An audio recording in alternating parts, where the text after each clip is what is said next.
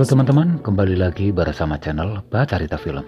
Dan ini adalah episode yang ke-7 dari film yang berjudul See You in My 19 Life.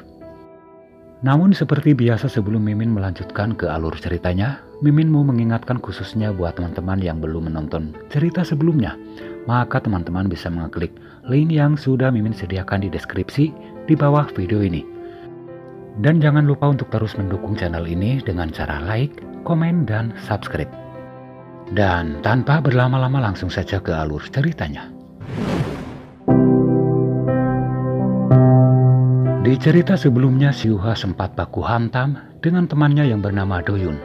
Mungkin hal yang wajar bagi Siuha menanyakan bila ayah Doyun di masa lalu pernah menjadi sopir pribadi Siuha.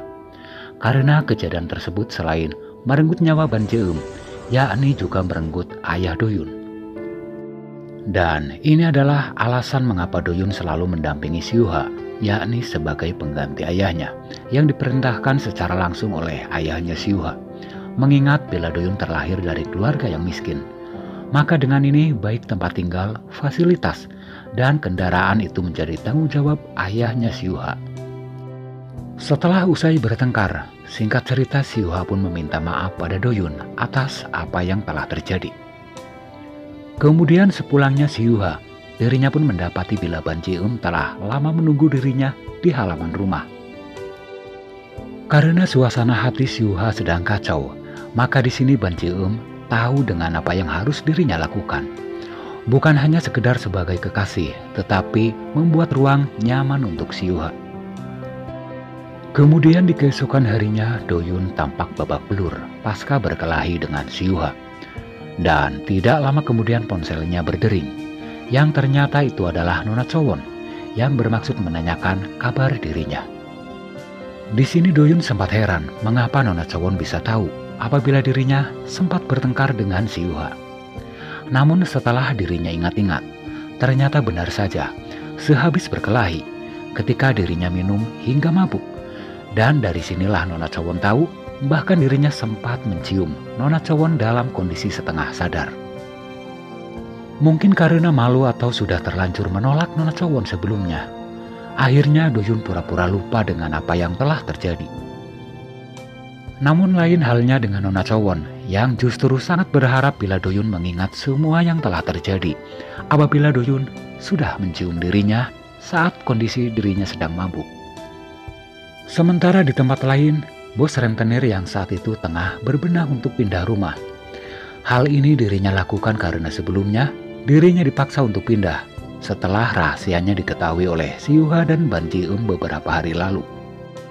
Namun siapakah orang yang sudah mengusir dirinya? Ternyata orang tersebut adalah orang suruhan dari ayahnya Siuha. Rupanya ayah Siuha tidak ingin bila anaknya mengetahui banyak tentang kejadian di masa lalu. Pada awalnya bos renten tersebut mau menuruti perintahnya untuk pindah dari tempat itu. Namun setelah dirinya pikir-pikir, dirinya memiliki rencana karena dirinya merasa hanya orang suruhan yang telah dibayar untuk mencelakai Siuha di masa lalu. Lalu siapakah dalang di balik semua itu? Maka dengan ini bos renten tersebut mempersiapkan bukti-bukti agar dirinya bisa lolos dari kasus tersebut. Kemudian di tempat lain, hari demi hari Ban Jeum semakin akrab dengan adiknya Nona Chowon. Bahkan saat itu Ban Jeum mengajak Nona Chowon ke rumahnya. Namun sejauh ini Ban Jeum baru berani berterus terang pada Nona Chowon dan sepupunya Agyong. Dirinya belum berani berterus terang pada ibunya karena Ban Jeum masih memiliki alasan kapan waktu yang tepat untuk mengungkap jati dirinya pada ibunya. Bila Ban Jeum sedikit merasa bahagia bisa berkumpul dengan adiknya, lain lagi dengan Siuha yang saat ini juga sedang berkumpul dengan keluarga besarnya, yakni acara makan bersama. Namun di sini Siuha tampak tidak bahagia, terlebih ketika salah satu keluarganya menyinggung perihal hotel yang sedang dirinya kerjakan. Seakan mereka menganggap bila dirinya tidak becus menjalankan hotel peninggalan ibunya. Maka di sini Siuha pun menghentikan makannya dan pamit untuk meninggalkan acara makan tersebut. Setelah Siuha berada di luar, tiba-tiba handphonenya berdering. Dalam percakapan, seseorang berkata agar Siuha sebaiknya menyiapkan sejumlah uang, karena si penelpon berkata bila dirinya sudah memiliki bukti siapa dalang di balik kecelakaan yang merenggut nyawa Ban Ji-eum dan supirnya di masa lalu. Sementara di tempat lain saat itu, Do-yun di rumahnya. Dirinya mendapat telepon dari Nona Chowon agar segera ke rumah Ban Ji-eum. Saat itu Do-yun sangat penasaran apa yang telah terjadi dengan Nona Chowon. Singkat cerita, sesampainya Do-yun di rumah Ban Ji-eum, ternyata Nona Chowon sedang mabuk berat. Dengan ini, dirinya meminta agar Do-yun mau mengantarnya pulang, persis seperti yang dialami oleh Do-yun di hari kemarin. Singkat cerita, Do-yun mengantar Nona Chowon menggunakan taksi, namun masih harus berjalan untuk sampai ke rumahnya. Kemudian di sini Do-yun bertanya, apa baik-baik saja? Namun apa yang terjadi? Dalam keadaan setengah sadar, Nona Chowon berniat untuk mencium Do-yun, namun sepertinya sudah tidak sanggup lagi. Bahkan hal tersebut persis seperti yang dialami oleh Do-yun saat dirinya mabuk. Padahal saat itu Do-yun sudah hampir pasrah, karena pada dasarnya Do-yun juga menyukai Nona Chowon.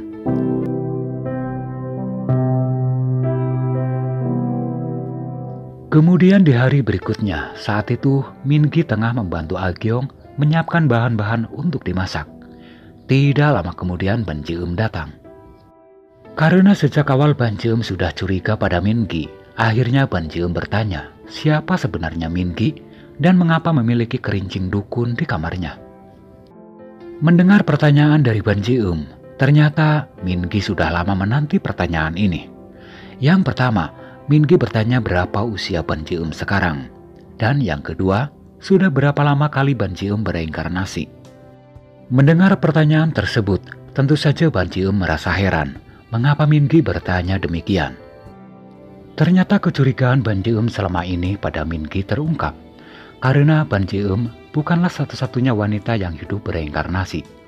Bila Ban Ji-eum telah 19 kali hidup, ternyata Min-gi mengaku dirinya sudah 23 kali hidup bereinkarnasi. Kemudian Ban Ji-eum kembali bertanya perihal kerincing yang berada di dalam koper. Maka di sini Min-gi pun menceritakan apa kegunaan kerincing tersebut. Antara lain, bila Ban Ji-eum menggerakkan kerincing tersebut, ingatan yang sudah pudar atau samar maka bisa terlihat sangat jelas. Kemudian Ban Ji-eum mencoba kembali dengan memegang kerincing tersebut, dan itu membawa ingatannya ke masa lalu di kehidupannya yang pertama, yakni ketika masih hidup di zaman kekaisaran. Dan disitulah Ban Ji-eum melihat dirinya tewas oleh seorang tentara. Sementara di tempat lain, Do-yun diminta menghadap ke ayahnya Siuha. Kemudian di sini Do-yun mendapat beberapa perintah agar Siuha tidak mencari informasi tentang kecelakaannya di masa lalu. Entah apa yang direncanakan oleh ayahnya Siuha. Yang jelas, dirinya meminta agar Do-yun berusaha mencegah Siuha untuk tidak mencari informasi tersebut. Kemudian di cerita selanjutnya, Ban Ji-eum dan Nona Chowon tiba di hotel untuk bekerja. Dan kebetulan Do-yun juga baru sampai dengan Siuha. Mungkin karena kejadian sebelumnya, di sini Do-yun sedikit terpana melihat Nona Chowon yang tersenyum dengan melambaikan tangan pada dirinya. Namun itu hanya sesaat, yang kemudian sifat angkuhnya kembali, dan kemudian dirinya pun meninggalkan tempat itu. Tentu saja Nona Chowon merasa tidak terima karena berjam-jam dirinya dandan dan memilih baju cukup lama agar membuat Do-yun jatuh cinta pada dirinya. Maka saat itu Nona Chowon pun memanggil Do-yun dan berkata ada yang ingin dirinya sampaikan. Sementara Ban Ji-eum sangat pengertian, dirinya pun mengajak Siuha pergi meninggalkan mereka berdua. Kemudian di sini Nona Chowon kembali bertanya tentang kejadian beberapa hari lalu, yakni ketika Do-yun mengelus rambut Nona Chowon. Karena konon perilaku orang yang sedang mabuk itu berdasarkan dari hati, terlebih itu soal perasaan. Bahkan di sini Do-yun juga mengaku bila dirinya juga mengingat akan hal tersebut, namun tidak menjawab secara spesifik. Setelah mendengar pengakuan dari Do-yun, maka di sini Nona Chowon langsung menyudutkan Do-yun dengan kalimat tersebut. 저 좋아하죠? Kemudian di sini Doyun juga berkata bila dirinya menyukai Nona Chowon dan hampir membuat hati Nona Chowon bahagia. Namun di akhir kalimat betapa terasa menyakitkan bagi Nona Chowon. 좋아하지만 사귀진 않습니다. Saat itu Doyun berkata dirinya juga menyukai Nona Chowon, namun dirinya tidak akan pernah memacari Nona Chowon, yang kemudian pergi meninggalkan Nona Chowon sendirian. Sejauh ini Nona Chowon masih merasa aneh dengan Doyun. Apa yang membuat Doyun berpikir demikian? Menyukai namun tidak mau menjadi pacarnya. Saat itu sesampainya Doyun di dalam, dirinya melihat Ban Ji-eum sedang asik dengan Siuha. Bagi Doyun itu adalah tempat kerja dan bukan tempat untuk bermesraan. Maka dengan ini Doyun mengirim pesan pada Ban Ji-eum dan ingin berbicara empat mata. Kemudian di sini Doyun berkata bila ini adalah kantor bukan kafe atau sebuah taman yang bisa bermesraan kapan saja. Saat itu Ban Ji-eum juga menyadari akan hal ini. Namun dirinya bertanya, apa yang akan Doyun lakukan bila Ban Ji-eum tetap melakukannya? Maka di sini Doyun mengancam Ban Ji-eum akan membuka rahasianya yang dirinya dengar beberapa hari lalu. Maka dengan ini, suatu kebetulan bagi Ban Ji-eum bila Doyun mau mengatakan siapa dirinya yang sebenarnya pada Siuha. Karena hal tersebut membutuhkan bukti yang sangat kuat agar Siuha mau percaya bila dirinya hidup kembali pasca kecelakaan itu. Setelah mendengar pernyataan dari Ban Ji-eum, akhirnya Doyun pun terdiam.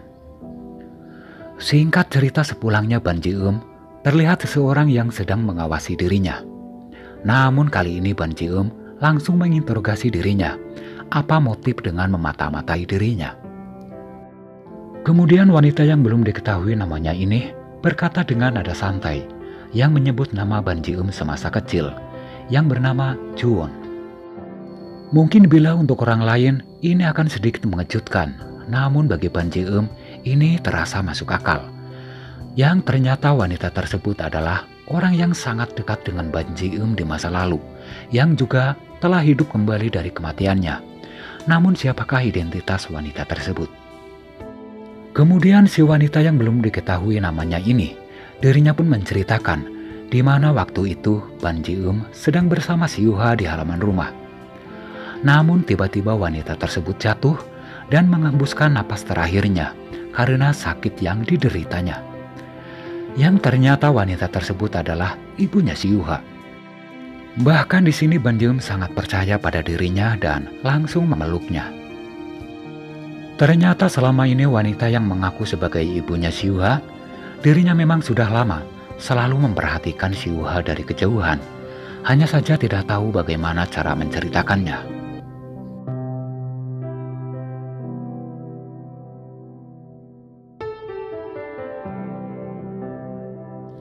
Sementara di dalam saat itu Siuha yang sedang bekerja, dirinya sempat terkejut dengan kehadiran Doyun yang tiba-tiba berada di ruang kerjanya. Saat itu Doyun berkata bila Siuha sekarang sudah terlibat dengan orang yang tidak biasa. Maksudnya adalah Ban Ji-eum. Bahkan Doyun yang mengaku sebagai seorang ateis, namun kali ini dirinya benar-benar percaya pada sesuatu yang gaib. Kemudian Doyun juga berkata agar sebaiknya Siuha berhati-hati. Dan kemudian Doyun pun pergi meninggalkan tempat itu. Di cerita sebelumnya bila Ban Ji-eum merasa hanya dirinya yang selalu hidup dan terus hidup kembali dari kematiannya. Namun sejauh ini sudah bertemu dengan dua orang yang memiliki kesamaan. Terlebih wanita tersebut adalah ibunya Siuha. Bagaimanakah kelanjutan cerita ini? Kita simak cerita selanjutnya di episode mendatang. Seperti biasa sebelum Mimin pamit, Mimin kembali mau mengingatkan khususnya buat teman-teman yang belum menekan tombol subscribe. Agar sebaiknya teman-teman menekannya terlebih dahulu biar Mimin lebih bersemangat lagi dalam membuat video-video berikutnya. Dan sampai jumpa, sampai bertemu kembali di review film berikutnya.